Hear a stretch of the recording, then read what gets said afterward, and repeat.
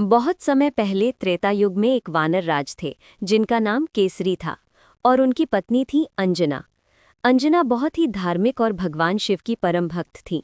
उनके मन में एक ही इच्छा थी कि उन्हें एक ऐसा पुत्र मिले जो शक्तिशाली हो, बुद्धिमान हो और भगवान का सच्चा सेवक बने। इस इच्छा को पूरा करने के लिए अंजना ने कठोर तपस्या शुरू कर दी। वे जंगल में बैठकर दिन रात भगवान शिव का ध्यान करती थीं। उनकी भक्ति और तपस्या से प्रसन्न होकर एक दिन भगवान शिव उनके सामने प्रकट हुए। उन्होंने कहा कि वे स्वयं अंजना के पुत्र के रूप में जन्म लेंगे। अंजना ये सुनकर बहुत प्रसन्न हुई और उन्होंने भगवान का धन्यवाद किया। उसी समय अयोध्या में राजा दशरथ पुत्र प्राप्ति के लिए यज्ञ कर रहे थे।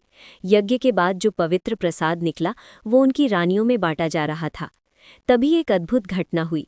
एक पक्षी उस प्रसाद का कुछ हिस्सा लेकर उड़ गया और उड़ते उड़ते वो प्रसाद अंजना के हाथों में गिर गया। ये सब पवन देव की कृपा से हुआ था।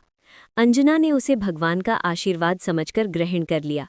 कुछ समय बाद चैत्र पूर्णिमा के दिन अंजना ने एक दिव्य और तेजस्वी बालक को जन्म दिया।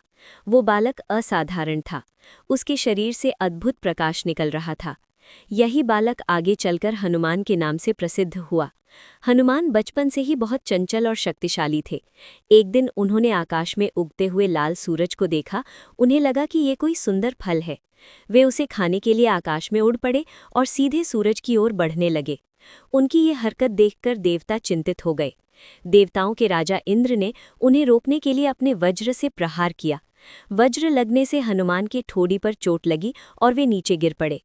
अपने पुत्र को इस हालत में देखकर पवनदेव क्रोधित हो गए और उन्होंने पूरी पृथ्वी से वायु का प्रवाह रोक दिया। सांस लेना मुश्किल हो गया और सारे जीव जंतु परेशान हो गए। तब सभी देवता पवनदेव को शांत करने के लिए आए। उन्होंने हनुमान को अनेक वरदान दिए। ब्रह्मा जी ने उन्हें अजेय शक्ति दी। इंद्र ने उन्हें वज्र से अटूट बना दिया। अग्निदेव ने उन्हें आग से सुरक्षित किया और वरुण देव ने जल से सुरक्षा दी। इन सभी आशीर्वादों से हनुमान फिर से स्वस्थ हो गए और पहले से भी अधिक शक्तिशाली बन गए। बचपन में हनुमान अपनी शक्तियों के कारण बहुत शरारतें करते थे। तब ऋषियों ने उन्हें ये श्राप दिया कि वे अपनी शक्तियों को भूल जाएंगे जब तक कोई उन्हें याद न दिलाए। यही कारण है कि आगे चलकर जब उन्हें उनकी शक्ति का स्मरण कराया गया तब उन्होंने महान कार्य किए और भगवान राम के सबसे प्रिय भक्त बने। इस प्रकार हनुमान का जन्म केवल एक साधारण घटना नहीं था, बल्कि ये देवताओं की कृपा और एक महान उद्देश्य के लिए हुआ था। वे आज भी शक्ति, भक्ति और सेवा के प्रतीक माने जाते हैं।